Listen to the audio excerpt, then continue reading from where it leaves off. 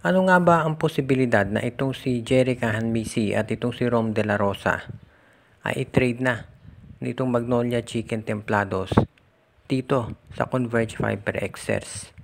Ito ngayon ang usap-usapan dahil ang Converge daw ngayon ang balita magkakaroon ng rebuilding. At ang isa doon sa mga punto doon sa rebuilding nila ay gusto nila kumuha ng mga two-way player, yung mga marunong umiscore at mga hard-nosed defender. Itong si Rom De La Rosa parang Alex Stockton ang laro niyan. Alam natin na ito'y kayang umiscore at ginagamit nito sa pagdepensa. Kaya sa tingin ko magiging magandang addition yan para dito sa koponan nitong si Coach Aldin Ayo. Ngayon naman, ito si Jerica Hanmisi. Alam natin na nasa college pa yan, isa na itong scorer. Hindi lang napipigyan ng pagkakataon dito sa Magnolia dahil ang ginagamit talaga ni Coach Chito Victorero sa guards ay tatlo, si Gio Halalon, Paul Lee at si Mark Baroka.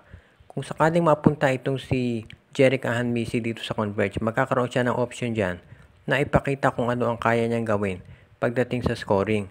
Alam natin na itong si Shawnee Winston ay inilagay na ni Coach Aldin Ayo sa trading block. Kung mawawala itong si Winston dito sa kanila, mawawalan sila ng isang scorer at pwedeng pumulit dyan itong si Jerica Hanmisi. Hindi man masyadong mahusay sa depensa itong si Hanmisi, magaling siya talaga pagdating sa scoring.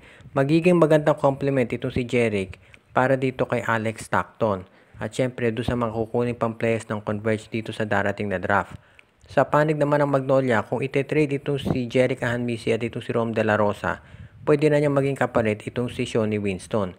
Kahit 2-4-1 yan, sa tingin ko hindi naman malulugi Magnolia dahil napakalaki ng potential itong si Shawnee Winston. Kung sakaling mangyari ang trade na yan, maputi sa Magnolia dahil una-una hindi nila kinilangan na i-trade yung tatlo nilang guard. Ito si Baroka, si Lee at itong si Halalon. Pangalawa, nabawasan sila dito sa kanilang small forward pero pwede namang idagdag si Shawnee Winston. Masasabi nating upgrade itong si Winston kumpara dito kay Rom De La Rosa. Ito si Jerica Hanmisi hindi naman masyadong malaking kawalan dahil hindi rin naman ginagamit nitong si Coach Aldin Ayo. Kaya sa tingin ko, magiging win-win ang ganitong klaseng trade para sa dalawang nabanggit na koponan.